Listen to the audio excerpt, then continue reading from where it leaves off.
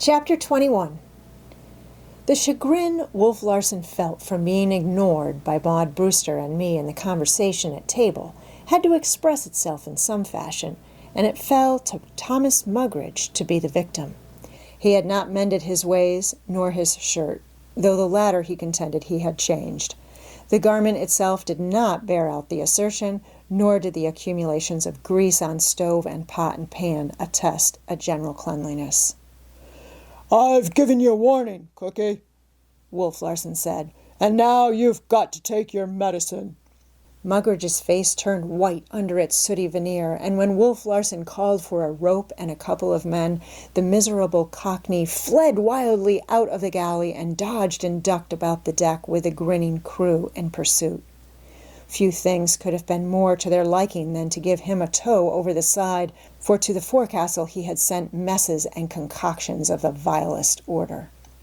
Conditions favored the undertaking. The Ghost was slipping through the water at no more than 3 miles an hour, and the sea was fairly calm, but Mugridge had little stomach for a dip in it.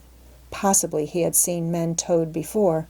Besides, the water was frightfully cold, and he was anything but a rugged constitution. As usual, the watches below and the hunters turned out for what promised sport.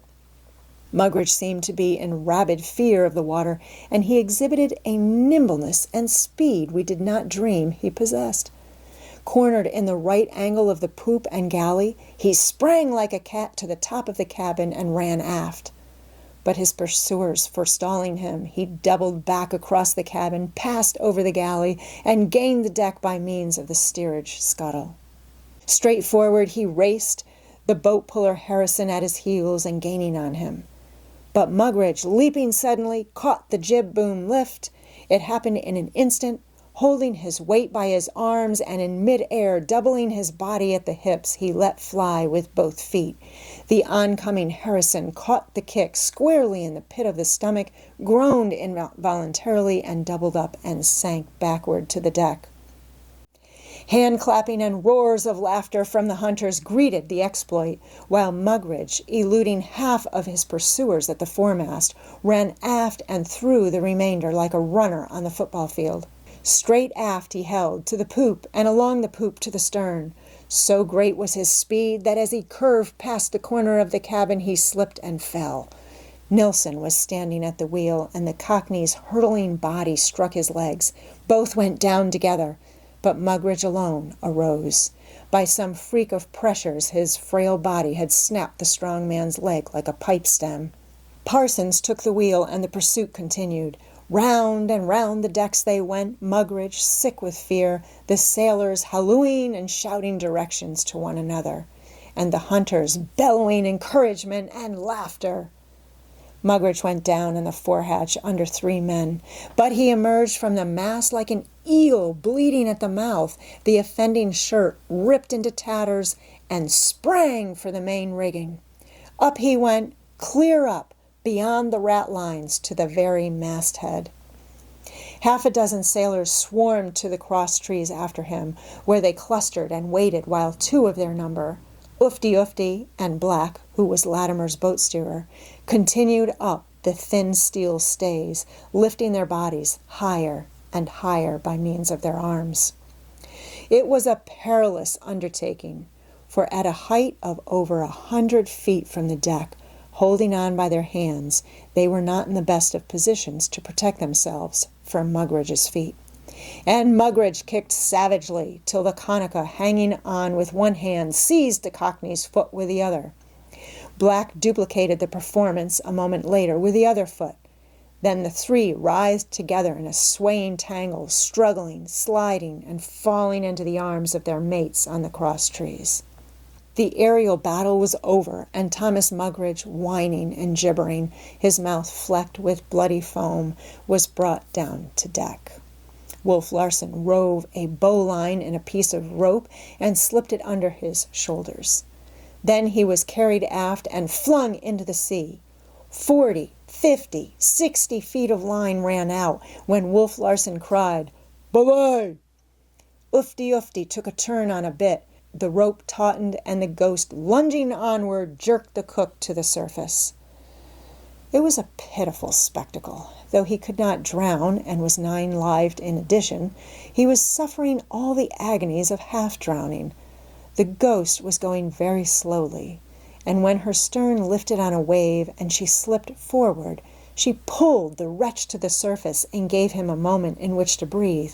But between each lift the stern fell, and while the bow lazily climbed the next wave, the line slacked and he sank beneath.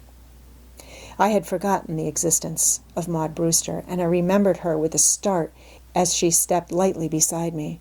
It was her first time on deck since she had come aboard. A dead silence greeted her appearance. "What is the cause of the merriment?" she asked. "Ask Captain Larson," I answered composedly and coldly, though inwardly my blood was boiling at the thought that she should be witness to such brutality. She took my advice and was turning to put it into execution when her eyes lighted on Ufti immediately before her, his body instinct with alertness and grace as he held the turn of the rope. "Are you fishing?" she asked him. He made no reply. His eyes, fixed intently on the sea astern, suddenly flashed. "Shark ho, sir!" he cried. "Heave in, lively! All hands, tail on!" Wolf Larson shouted, springing himself to the rope in advance of the quickest. Mugridge had heard the Kanaka's warning cry and was screaming madly. I could see a black fin cutting the water and making for him with greater swiftness than he was being pulled aboard. It was an even toss whether the shark or we would get him, and it was a matter of moments. When Mugridge was directly beneath us, the stern descended the slope of a passing wave, thus giving the advantage to the shark. The fin disappeared. The belly flashed white in swift upward rush. Almost equally swift, but not quite, was Wolf Larson.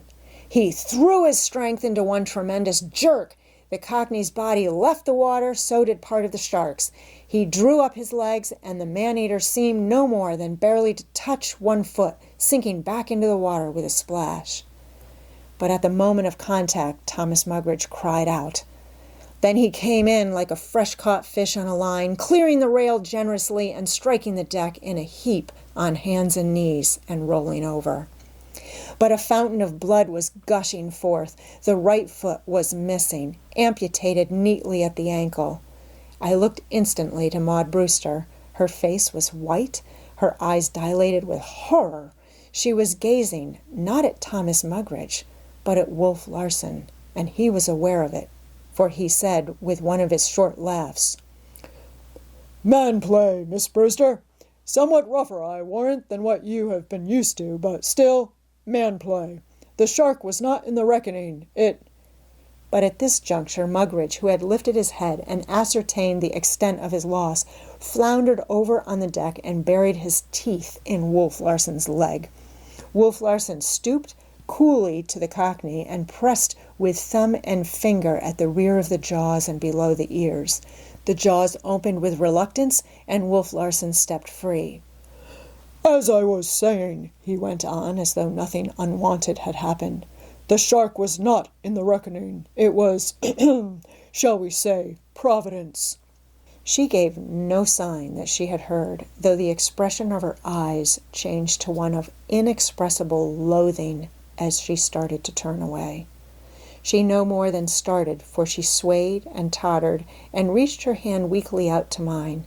I caught her in time to save her from falling and helped her to a seat on the cabin. I thought she might faint outright, but she controlled herself. "Will you get a tourniquet, Mr. Van Weyden?"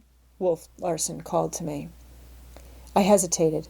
Her lips moved, and though they formed no words, she commanded me with her eyes, plainly as speech, to go to the help of the unfortunate man.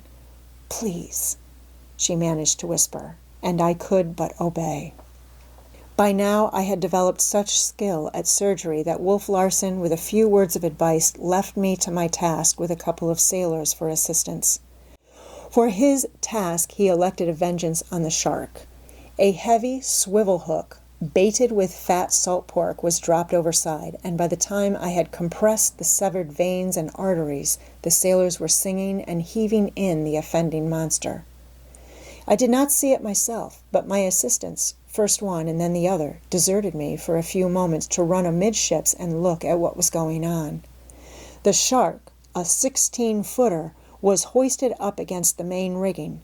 Its jaws were pried apart to their greatest extension, and a stout stake, sharpened at both ends, was so inserted that when the pries were removed, the spread jaws were fixed upon it. This accomplished, the hook was cut out. The shark dropped back into the sea, helpless, yet with its full strength, doomed to lingering starvation. A living death, less meet for it than for the man who devised the punishment.